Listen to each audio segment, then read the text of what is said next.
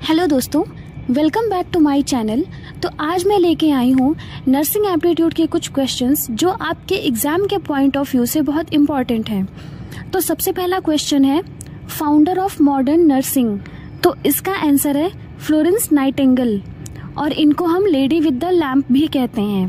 तो इसमें दो क्वेश्चंस पूछे जाते हैं, पहला कि फाउंडर ऑफ मॉडर्न नर्सिंग कौन है, और दूसरा कि लेडी विद द लैम्प किसको कहा जाता है। तो दोनों क्वेश्चंस का एक ही आंसर है, वो है फ्लोरेंस नाइटिंगेल।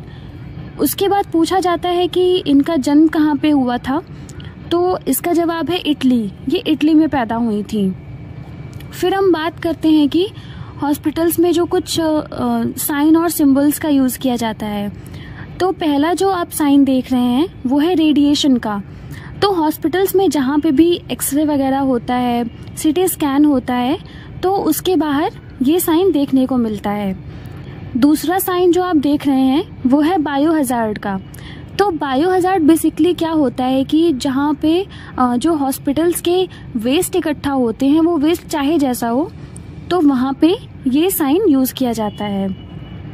तीसरा साइन है हाई वोल्टेज का। तो हॉस्पिटल में जहाँ पे भी हाई वोल्टेज वाली एरिया होती है, वहाँ पे ये सिंबल यूज़ होता है। चौथा है फ्लेमेबल रीजन का। तो जहाँ पे भी कुछ जलने वाली चीज़ होती है या फिर ज्वलनशील होती है, तो वहाँ पे इस साइन का यूज़ किया जाता है।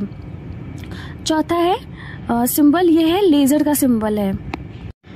उसके बाद हम बात करते हैं कि बायो हजार्ड के अंदर क्या क्या चीज़ें आती हैं। तो सबसे पहला है infected human blood and blood products. तो हॉस्पिटल में जो भी वेस्ट होते हैं, जो जिसमें ह्यूमन ब्लड लगा हुआ होता है या फिर ब्लड से रिलेटेड जितने भी प्रोडक्ट्स होते हैं, वो बायो हजार्ड के अंडर आते हैं। सेकंड है human body fluids, and third है microbiological waste and sharp waste. Sharp waste में आपका जो निडल हो गया, ब्लेड हो गया, वो आपका बायो हजार्ड के अंडर आता है। नेक्स्ट टॉपिक है आपका BMW। इसका फुल फॉर्म है बायोमेडिकल वेस्ट।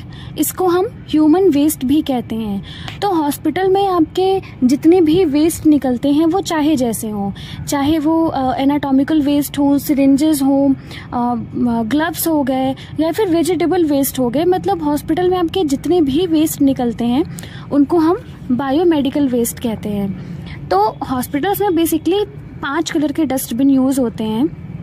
पहला है येलो, दूसरा है रेड, तीसरा है वाइट, चौथा है ब्लू, एंड लास्ट है ब्लैक कलर। तो हॉस्पिटल में मेनली 5 कलर के डस्टबिन यूज़ होते हैं। तो सबसे पहले हम बात करते हैं येलो बिन की। तो येलो कलर का जो डस्टबिन होता है, उसमें आपका जो एनिमल वेस्ट हो गया, ह्यूमन ऑर्गन्स जितने भी होते हैं, आपके एनाटॉमिकल वेस्ट हो गया, जो आपके जितने भी इन्फेक्शियस वेस्ट होते हैं, जिसमें भी ब्लड लगा होता है, फिर ब्लड कंटेनिंग होता है, उसको हम येलो बिन में डालते हैं। सेकंड आपका है रेड डस्टबिन।